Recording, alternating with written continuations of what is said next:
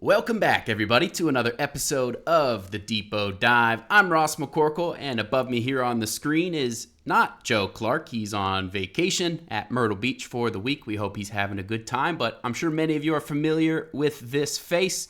He is the co-host of the Terrible Podcast on Monday, Wednesdays, and Fridays with Dave Bryan. This is Alex Kozora. Alex, how are you doing today? Hey, Ross, I'm doing well. Appreciate you having me on. And hopefully Joe's having fun in the sun. It's raining in Pittsburgh right now, so less fun in the sun over here. Yeah, you guys have had a wet few weeks for sure. I'm actually looking forward to, I guess it's less than 2 weeks now that I will be on my vacation. And Alex, I just wanted to say, if I don't make it back from my vacation and you don't hear from me, you can only assume that I've gone full Terry Bradshaw at TSA. So Classic Terry Bradshaw.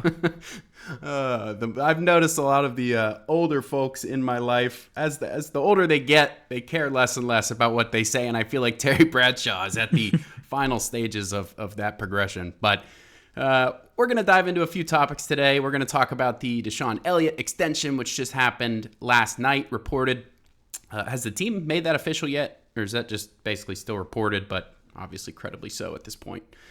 Correct. The running back room, we're going to have a discussion about that and what some of the local media guys have said about guys like Kaleb Johnson, guys like Jaylen Warren, guys like Kenneth Gainwell. You can't forget about him. And then we're going to finish the show talking about some of Arthur Smith's comments last week about what kind of offense he wants to run.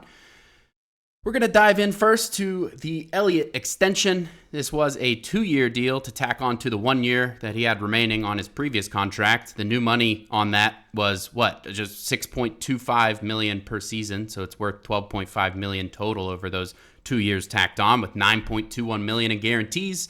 So his average per season is going from 3 up to a little over 6 per year, and so they're doubling what he was making. Alex, I guess just at a high level, what is your overall reaction and just knee-jerk reaction to that extension?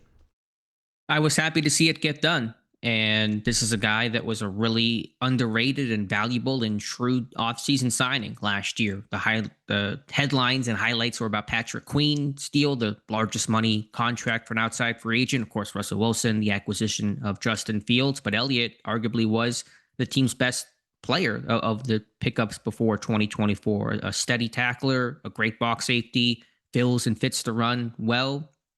I think he brings a high level of expectation. He was visibly frustrated during some of those losses late in the season and maybe didn't express them in the most ideal way publicly, but a guy that does not accept losing and wants to raise the bar and wants his team to get better. So I think he was a really strong niche signing for a team that needed a defined strong safety. Think back to 2023. They didn't have that. They rotated in Casey, Keanu Neal. It was kind of a mess. You wanted that every down type of a guy. And DeShon Elliott provided that on the cheap. And even this extension is a pretty economical, team-friendly deal. So really happy to see it get done. Yeah, I think back to the 2023 season overall and what a mess the safety room and the inside linebacker room is. And I think this play is a play for continuity on defense. And they already have a lot of continuity with the front seven overall. And, guys like Minkah Fitzpatrick, obviously. But you're going to be returning Patrick Queen. You're going to be returning Peyton Wilson with another year of experience. You have DeShon Elliott to pair with Minkah for, his first kind of solid tandem for a little while now, since Edmonds, really. And so I think the continuity is going to pay off. I mean, communication has been one of the big themes of what they need to improve on defense. And so I think naturally that is going to be one of the big benefits of bringing back Elliott. Alex, in terms of, I feel like heading into this offseason, we talked a little bit about safety being a potential need and maybe a under-the-radar thing that they would target in the draft. Obviously, they ended up signing Juan Thornhill. They didn't draft any safeties. They drafted Dante Kent in the 7th round as kind of more of a slot corner kind of guy, but no safeties in the draft. And so in your mind, locking up Elliott for 2 more years after this season, is safety going to be a need, or does this kind of take care of that for the time being? And is it kind of, going to be in a similar spot as it was this year?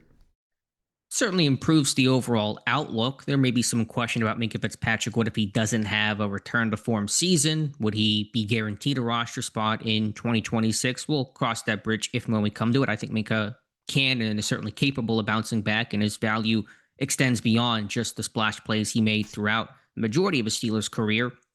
The backups will be a little interesting. Thornhill, 1-year deal, as you said. Miles Killebrew, I believe he'll be a free agent after 2025. He's getting older. The special teams guys don't hang around forever. But we'll see what a Sebastian Castro can do. You're right, they didn't draft a safety, but Castro, one of the top undrafted free agents Pittsburgh brought in. He can play slot, he can play safety. Undersized, didn't test well. That combination is why he fell out of the draft. But we'll see if he sticks on the roster. So there may be a need for depth next year, but your starters, if Minkah returns, will be locked up. No question about that. Do you think this has any bearing on Minkah Fitzpatrick's situation at all? I mean, he has that one additional year through 2026. The cap number on that year is pretty high overall. I don't think there's a whole lot in the way of guarantees, so they could, in theory, get out of it to some degree.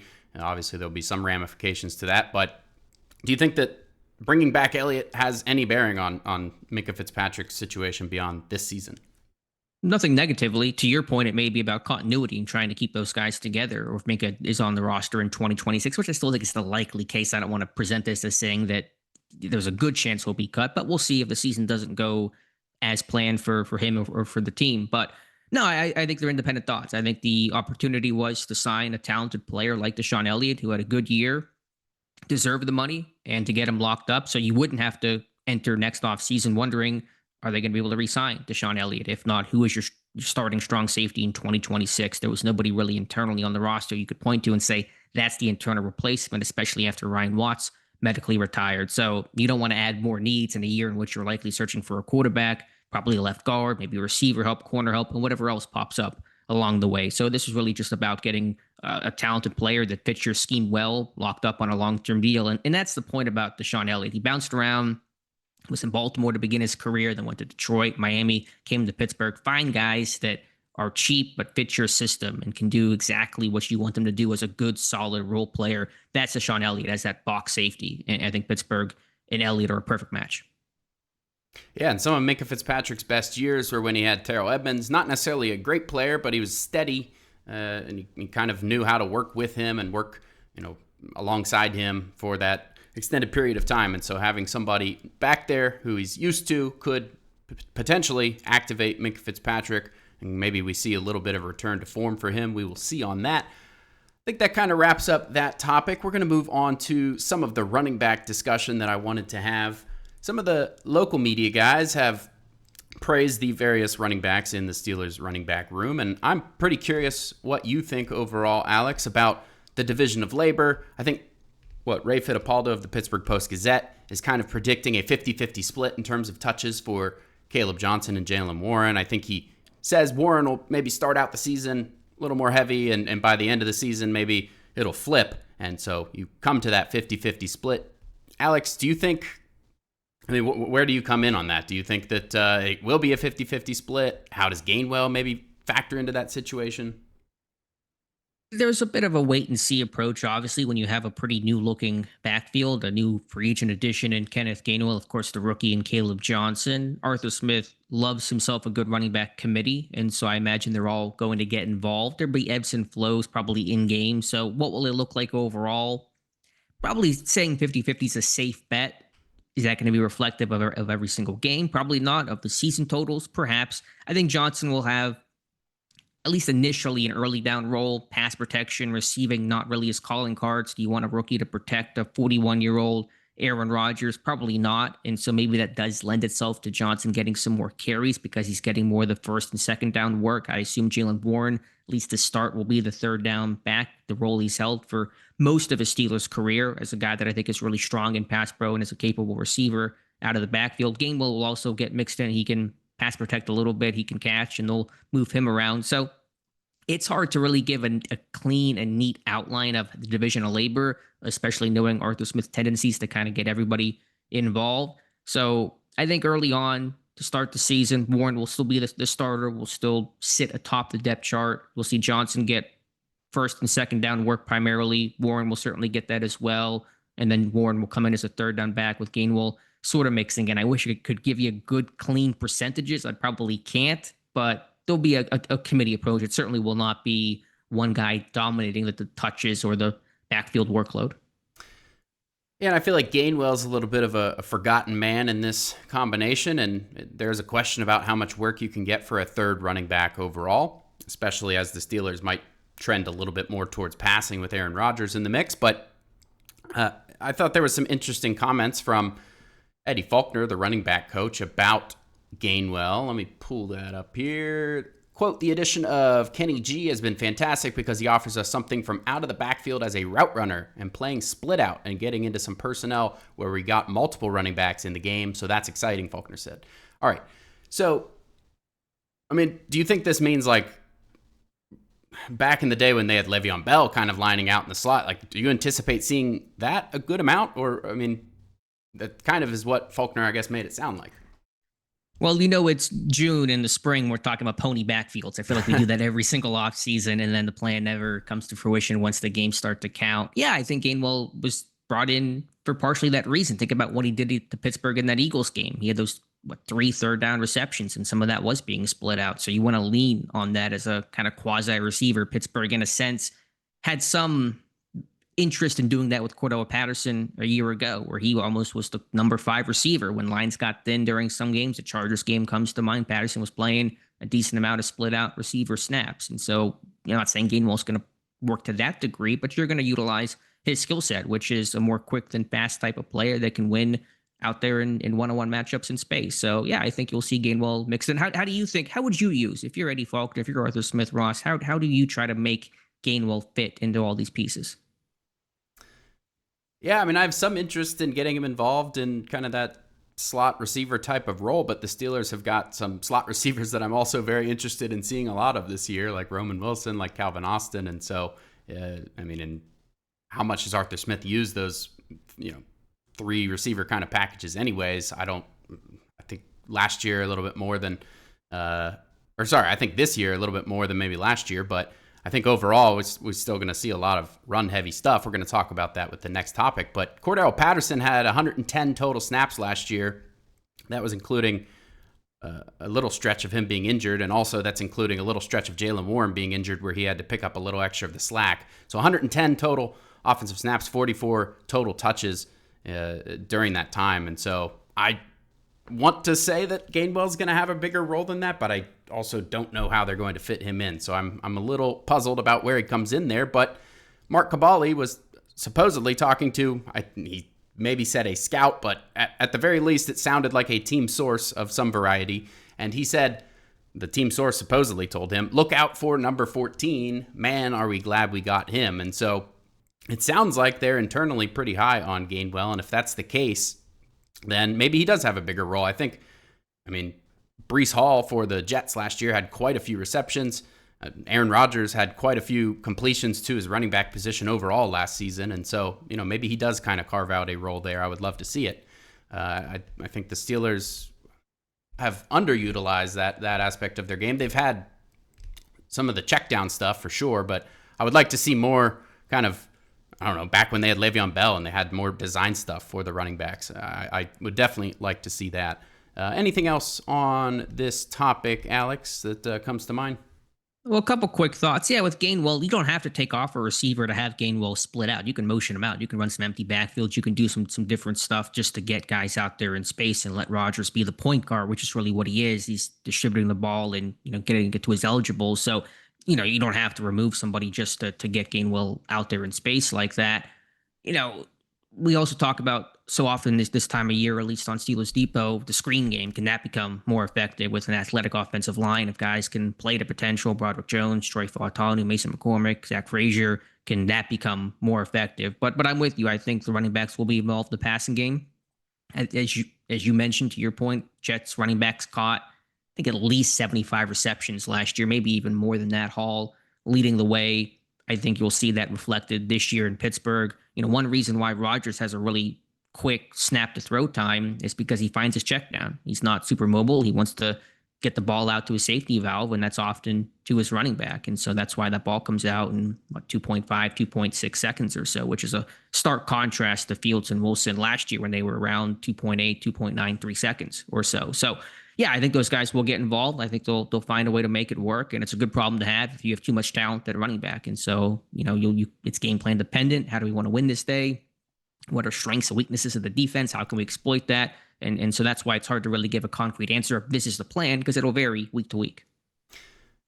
Yeah, a little bonus running back topic here that's, I guess, slightly off topic from the Steelers, but it picked up some traction rather, on our website this week. Najee Harris, obviously with the Chargers, and his offensive coordinator, Greg Roman, over there, was pretty effusive with his praise for Harris at this time of year and how sudden he is, and basically made it sound like he's, the real deal over there. And so, Alex, do you think that Harris is going to become the latest running back that got away? Like last year, you had your Barkleys and your Henrys. You think that Harris is going to kind of reimagine himself in Los Angeles over there?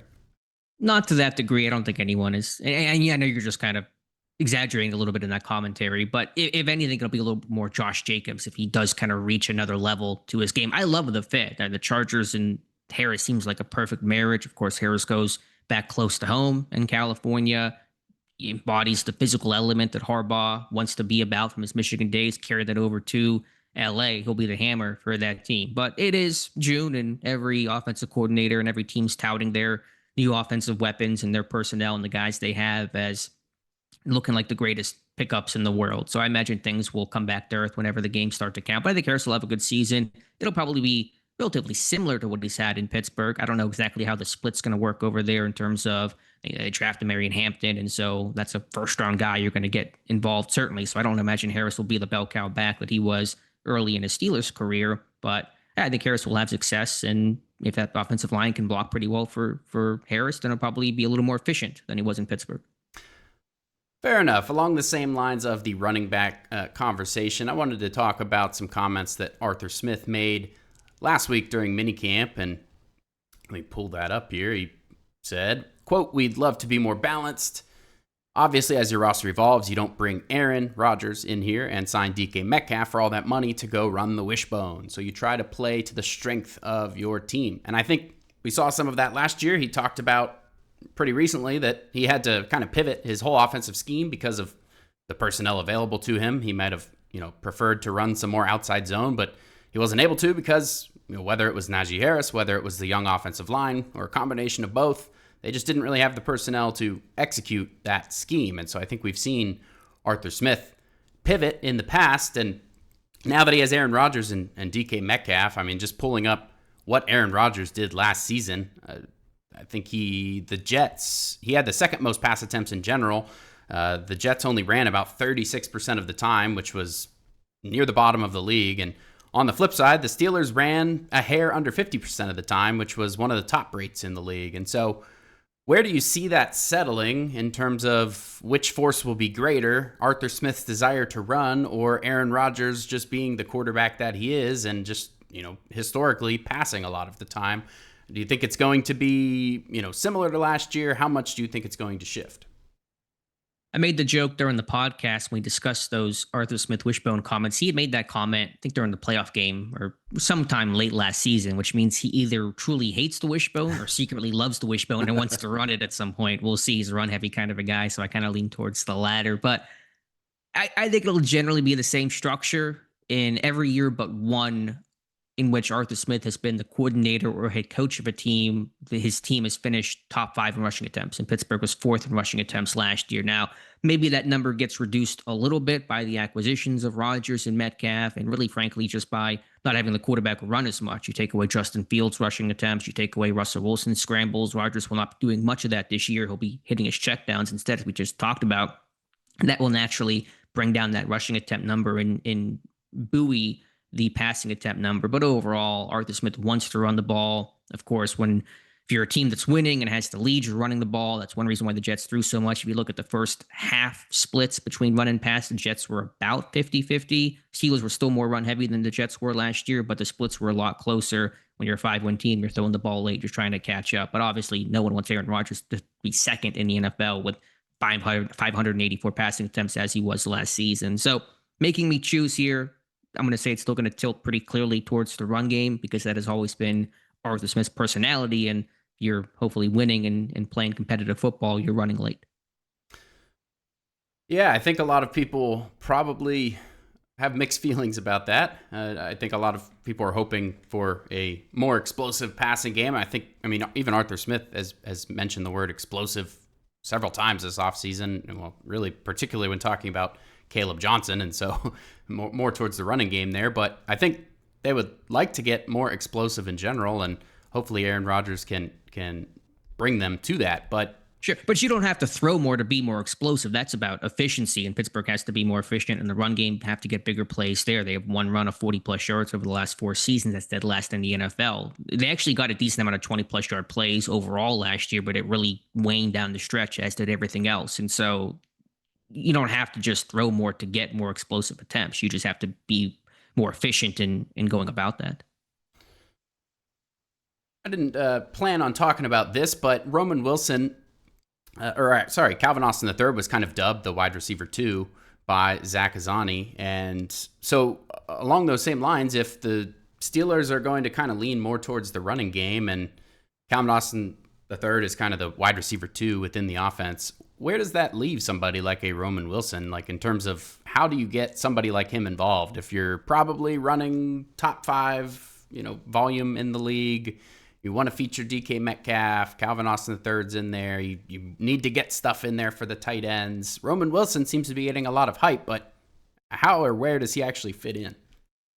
It's a fair thought, Ross. And I really had this question before the George Pickens trade, because that was putting Wilson as a potential number 4 in the receiver room, let alone the run-heavy nature of this offense, the tight ends, all the things you talked about. Doors start to open once Pickens is in Dallas. But yeah, they're going to rotate in. Wilson will get his chances. He's going to be given the opportunity. I took Azzanni's comments as a little more lip service, as Austin's the guy that made the plays last year. He's more established. He's more veteran.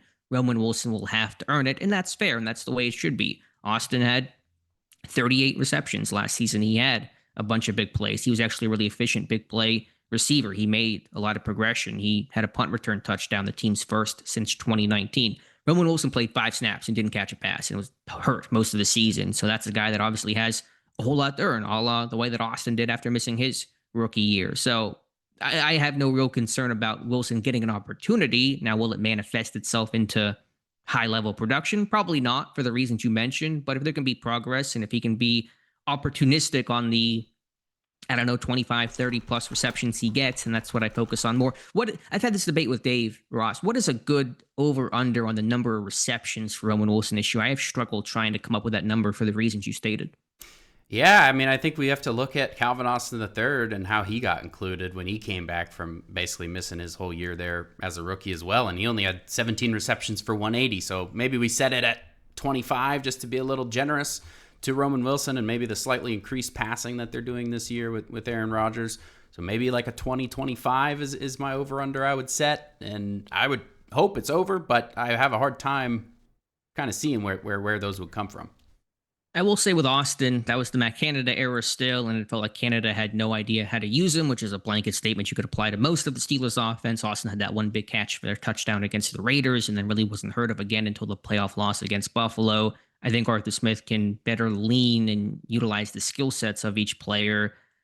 The other counterpoint, though, and I keep saying this, and I need to actually do it to have some actual information to share with you guys, but I need to do this study on Aaron Rodgers and young receivers. They typically don't have success because Rodgers brings a high bar and wants these guys detailed and guys he really trusts. And so I still have to dig into that, but some of the top line data I've looked at, first, second year receivers that have played with Rodgers have not generally put up big numbers. And so that could certainly be working against somebody like a Roman Wilson. You look at Malachi Corley with the Jets last year, who granted was a very raw receiver out of Western Kentucky. He was basically just a gadget athlete more so than receiver. He caught 3 passes, I think, with the Jets last season. So I'm not saying Wilson will catch only 3, he'll catch more than that, God willing, but generally those young guys have a tough time getting on that moving train. Yeah, it's a good conversation there, and something I've definitely been thinking about. I want Roman Wilson to be that kind of breakout player, but I struggle to see how that is going to happen. I'm open to being proved wrong there, though. Let me ask you just one last thing really quickly. Is it more important for one of those guys to establish themselves, or can you kind of 2 receivers in a trench coat put this thing together? If Austin and Wilson combined can just give you that production of one receiver, can that work? Sure, I do think that can work. But I mean, Calvin Austin's in a contract year this year, and he's got to be wanting to establish himself. This is a big year for him in terms of his financial future, and I've been a big proponent of kind of giving him that extension this offseason, and I don't know if that's going to happen. I think Dave's kind of made a good argument of why would he take that if he's going to have a big year. But yeah, I mean, to answer your question, I think that it can work, but I just think that Calvin Austin's kind of on a trajectory where you'd not like to kind of cap him or diminish his role within the offense that was already starting to improve, and he was improving along with it. So yeah, a little torn there, I guess. We're going to move into our listener questions. This is from Michael Adesso on Twitter. This one is not a voicemail, but if you would like to have your question answered on a future show by myself and Joe, that would be 412-254-3145. You can call and leave a voicemail, or if you don't want your voice on the show and you're a little shy, you can give us a text, and we are happy to read that off as well. Just tell us your name and where you're from. We'd like to get to know as many of you as possible. But this one from Michael Adesso. Is Zach Frazier already better than you expected coming out? What's his ceiling look like after one season compared to where we thought coming out? And where would you rank him among top centers in the league at the moment? Alex, I'll let you start. He has already surpassed my expectations. I probably set the bar too low, and I like Zach Frazier coming out. He was one of the early guys we identified as potential future Steelers way back in probably February of 2024, but I viewed him as a Ben Jones type, a good center, solid 10-year starter, but never going to be flashy. And even Arthur Smith had made a reference to Ben Jones right after Frazier was drafted, but I think that was selling him too short. He's a guy that now I think can be a multi-time Pro Bowl player, and that's a little bit, once you make it once as an offensive lineman to the Pro Bowl, you tend to make it a bunch of times, but I think it'll be earned. I think Frazier has a higher ceiling to be in that category. Will he be the next elite Hall of Famer, Steelers center, the Websters, the Dawsons of the world? Will he even reach the status of Pouncey?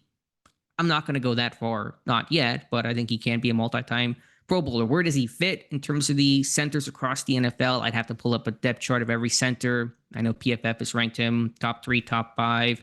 He's probably in that 5 to 7 range right now, but I just A, don't have a list, and B, haven't watched NFL centers across the league enough to probably give a really intelligent answer on that. Yeah, from my perspective, I mean, he had one of the most impressive debuts in the regular season that I've ever seen, just in terms of dumping guys on the ground. Pancake counter was off the charts for that game, and I think he had some up and down play at times, but mostly up average or slightly above average for most of the season, and at times a lot better than that. And so I would personally, I haven't graded every single player to be able to give a league-wide rank either. I'd probably agree maybe top 5 or 6 for Frazier at the moment. But what impressed me the most about him in particular is the fact that he came off a broken leg and really didn't get a full offseason to prepare before his rookie year. And this is how he looked without a full offseason to prepare. And, he was trying to prepare as much as he could for the draft with that broken leg. He didn't get to do much of the process. And if he was spending his time on rehab and preparing for, the draft stuff as much as he could, then he wasn't really doing actual football training as much as he would be this offseason. And so I think that there's, still meat on the bone for somebody like Zach Frazier, especially the communication part of it. As he becomes more comfortable with that, what does that do for his actual play where he's not having to think as much? I still think there is a lot of progression left for him, and I'm excited. I think, could he eventually be a second-team All-Pro kind of guy? I think there's definitely potential for that, and maybe even as soon as this season. I think last year he also had the injury in the middle of the year, and, what was it? It was 3 weeks that he missed with that ankle, and bounced back and looked pretty good the rest of the season there too. And so he's already shown the ability to overcome adversity. He showed, about as good of play as you could have hoped in his rookie season, despite that adversity. And so I think the future is very bright for him, and probably higher than I would have expected for him coming out too. Alex, just to add on to that, Pat Meyer made a reference that Frazier was still battling that ankle injury throughout the rest of the season, which is no surprise. Those sprained ankles don't typically heal really, really quickly. I think he missed 2 games in the bye, and they got him back, and he probably had to gut it out the rest of the way. What impressed me the most about Zach Frazier, and you make a good point about the broken leg and having an abridged pre-draft process and really focusing on rehab more so than he was able to his NFL prospects. But this is a rookie that comes in and has to deal with all the quarterback roulette that Pittsburgh played from Russell Wilson to Justin Fields and then back to Russ. I mean, that's not easy to do for a rookie to come in and have to deal with two veteran quarterbacks, a potential future Hall of Famer and Russell Wilson, and be able to run that show on a young offensive line, no less, that loses a right guard in James Daniels. 4 weeks into the year, they put a rookie in, Mason McCormick, that didn't have Isaac Seumalo for the first month of Frazier's career when he has that pec injury. They're putting in Spencer Anderson, a young guy, and a little bit of McCormick as well. And so there was a lot of youth around Zach Frazier while he's still working with a veteran quarterback and new guys. It's new quarterbacks. It's new offensive coordinator, just a whole lot of new going on. Nothing really established for Zach Frazier, and to still play well despite all those obstacles, I think is really impressive. Of course, new quarterback this year, but a lot more stability around second-year guy in McCormick. Seumalo's back. Frazier, of course, in his second season. So all of that should do him a lot of good, but really impressive above the neck to absorb all of that mentally, because that is a draining year for all the reasons you said, to go from your college season to rehab to draft, and that just grind of a year is tough to do. He pulled that off and played at a high level. So the future's really, really bright for this kid. No doubt. And Michael Adesso, thank you for that question. I think you have another question for us that you said we can use on a future episode, so I'll save that one. Again, if you want your question answered, that's 412-254-3145. If I spoke too fast, that's in the show notes as well. We'd love to hear from you. Next week, we'll be back to normal with Joe and I. I believe the following week, I might be on vacation, so there probably won't be a show that week, but I will let you guys know. Alex, thank you so much for sitting in for Joe. Really appreciate it, and I'm sure our listeners will enjoy this special treat with a little extra time with Alex today. Thank you, Ross. I appreciate it. All right, well, that is all for today's show. I'm Ross, that is Alex, and we will catch you guys next time.